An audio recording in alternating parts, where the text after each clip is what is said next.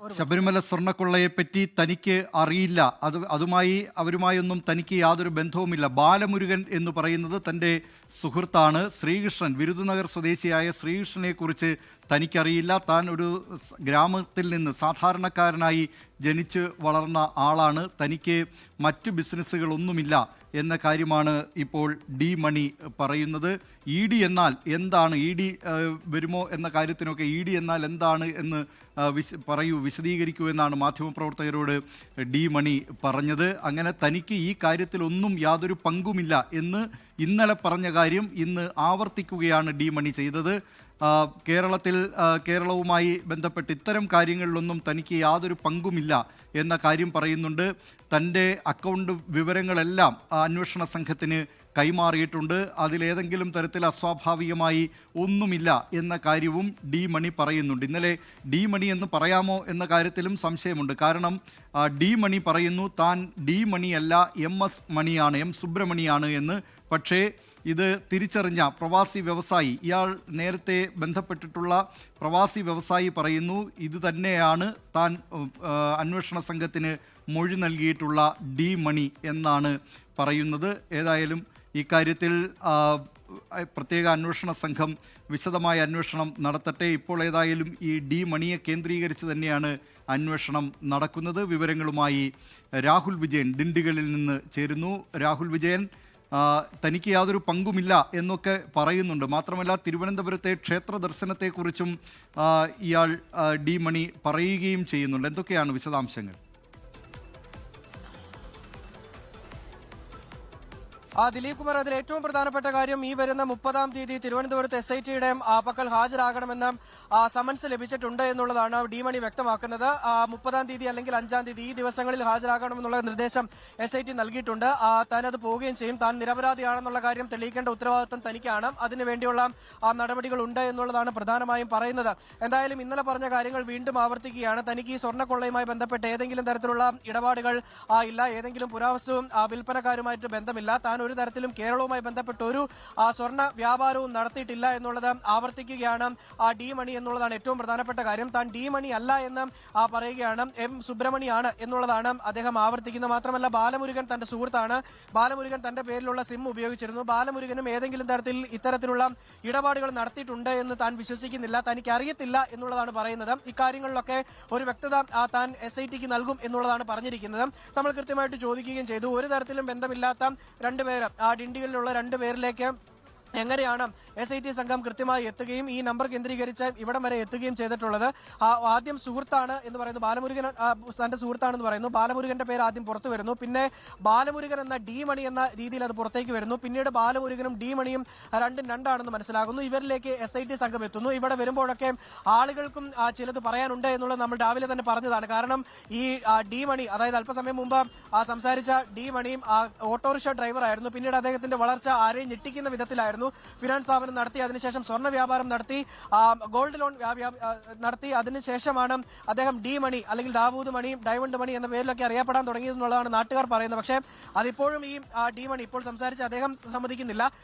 അദ്ദേഹം വളരെ വൈകാരികമായിട്ടാണ് പ്രതികരിക്കുകയും ചെയ്തിട്ടുള്ളത്. കണ്ണുകളൊക്കെ നിറഞ്ഞുകൊണ്ടാണ് താൻ നിഷ്കളങ്കനാണ്, താൻ ഒരു രോഗബാധിതനാണ്, തനിക്ക് ഏതെങ്കിലും തരത്തിൽ ഇത്തരത്തിലുള്ള കൊള്ളയുമായി ബന്ധമില്ല എന്ന് ആവർത്തിക്കുന്നു എന്നുള്ളതാണ് ഈ ഘട്ടത്തിൽ നമുക്ക് മനസ്സിലാക്കാനുള്ളത്. എന്തായാലും 30-ാം തീയതി വീണ്ടും ഈ ഡി മണിയോട് SIT ഹാജരാകാൻ പറഞ്ഞിരിക്കുന്നു. അത് തിരുവനന്തപുരത്ത് നേരിട്ട് ഹാജരാകണമെന്ന് സമൻസ് നൽകിയിട്ടുണ്ട് എന്നുള്ളതാണ് ഈ ഡി മണി വ്യക്തമാക്കുകയും ചെയ്തിട്ടുള്ളത്.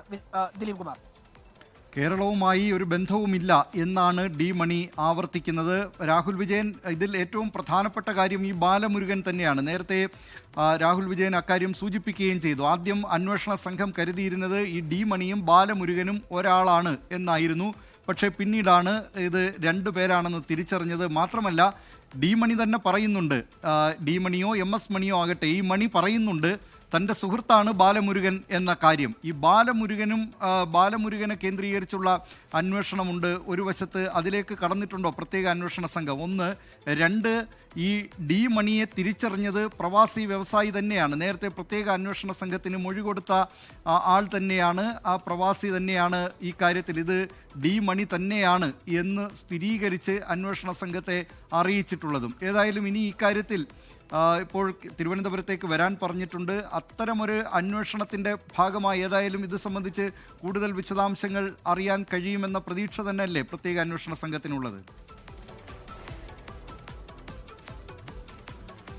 ദിലീപ് കുമാർ, തീർച്ചയായിട്ടും അങ്ങനെ തന്നെയാണ്. ഈ ബാലമുരുകൻ ഡിണ്ടിഗലിൽ തന്നെ ഉണ്ട് എന്നുള്ളതാണ് പ്രത്യേക അന്വേഷണ സംഘം കരുതുന്നത്. ഈ ബാലമുരുകനിലേക്ക് എത്തുന്നതിന് വേണ്ടിയുള്ള നടപടി തുടങ്ങുകയും ചെയ്തിട്ടുണ്ട് എന്നുള്ളതാണ് മനസ്സിലാക്കാൻ കഴിയുന്നത്. ഇന്നലെ ഈ മണിയുമായും സംസാരിച്ച പ്രത്യേക അന്വേഷണ സംഘം ഈ ബാലമുരുകൻ എവിടെ എന്നത് കൃത്യമായി ചോദിച്ചിരുന്നു. പക്ഷേ കൃത്യമായ ഒരു മറുപടിയും ഈ മണി നൽകിയിരുന്നില്ല. ബാലമുരുകൻ തന്റെ സുഹൃത്താണ്, ബാലമുരുകൻ തന്റെ പേരിലുള്ള സിമ്മാണ് ഉപയോഗിക്കുന്നതടക്കമുള്ള കാര്യങ്ങൾ പറയുകയും ചെയ്തു. പക്ഷേ ഈ ബാലമുരുകൻ എവിടെയുണ്ടെന്നോ ഈ ബാലമുരുകനിലേക്ക് നേരിട്ടെത്താനുള്ള വഴി ഏതാണെന്നോ അത് മണി പറഞ്ഞു കൊടുത്തിട്ടില്ല. പക്ഷേ ഈ SIT ഇന്നലെ വൈകിട്ട് ഈ നടപടികൾ പൂർത്തിയാക്കി ഡിണ്ടിഗലിൽ നിന്ന് തിരുവനന്തപുരത്തേക്ക് മടങ്ങുമെന്നായിരുന്നു പറഞ്ഞിരുന്നത്. തമിഴ്നാട് പോലീസിനെയും അത്തരം ഒരു വിവരമാണ് അറിയിച്ചിരുന്നത്. പക്ഷേ ഇന്നലെ ഈ SIT ഇവിടെ നിന്ന് മടങ്ങിയിട്ടില്ല. കാരണം വേറൊന്നുമല്ല, ഈ ബാലമുരുകനെ കണ്ടെത്തുകയും ബാലമുരുകനിൽ നിന്ന് കൂടുതൽ കാര്യങ്ങൾ ചോദിച്ചറിയുകയും ചെയ്യുകയാണ് ലക്ഷ്യം എന്നുള്ളതാണ് ഈ ഘട്ടത്തിൽ നമുക്ക് മനസ്സിലാക്കാൻ കഴിയുന്നത്. ഒരു പക്ഷേ ഇന്ന് തന്നെ ഈ ബാലമുരുകനെ കണ്ടെത്തി ചോദ്യം ചെയ്യുക അല്ലെങ്കിൽ മൊഴിയെടുക്കുന്ന അടക്കമുള്ള നടപടികളിലേക്ക് പോയേക്കാം എന്നുള്ളതാണ് മനസ്സിലാക്കാനും കഴിയുന്നത്. അത് സംബന്ധിച്ച കൂടുതൽ ആളുകളിലേക്കും പരിശോധന പോകും, അല്ലെങ്കിൽ അവരിലേക്കും അന്വേഷണം പോകും എന്നുള്ളതാണ് ഇവിടെ നമുക്ക് പ്രാദേശികമായിട്ട് മനസ്സിലാക്കാനും കഴിയുന്നത്. കാരണം ഈ ഡി മണിയോടൊപ്പം മറ്റ് കൂടുതൽ ആളുകളുണ്ട്. ഇവരൊരു പ്രത്യേക സംഘമായിട്ട് ഇവിടെ പ്രവർത്തിക്കുന്നവരാണ്. ഇവർ റിയൽ എസ്റ്റേറ്റിന്റെ മറവിൽ പലതരത്തിലുള്ള ബിസിനസ്സുകൾ നടത്തുന്നുണ്ട് എന്നുള്ളതാണ് പ്രാദേശികമായിട്ട് നാട്ടുകാർ തന്നെ പറയുന്നത്. ഈ ഡി മണിക്കൊപ്പം കരടി മണി എന്ന പേരിൽ മറ്റൊരു ആൾ കൂടിയുണ്ട്. അദ്ദേഹം നിലവിൽ ജയിലിലാണ്.